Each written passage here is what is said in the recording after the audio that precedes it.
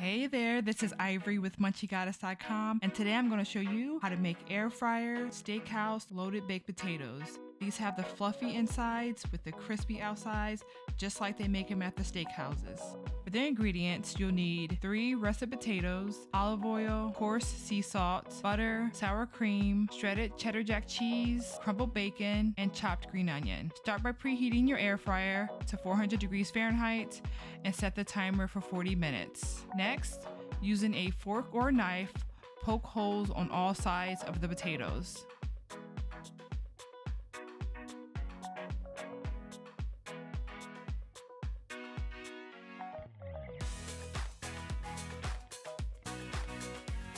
Rub olive oil on all sides of the potatoes.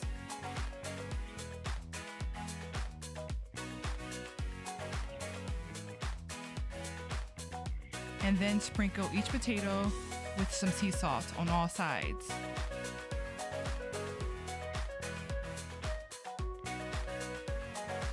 Add the potatoes to the air fryer and air fry for 40 minutes. Once the potatoes are done, remove them from the air fryer and let them cool. Cut each potato lengthwise to open them up. Next, add the butter and mash the inside of the potato using a fork.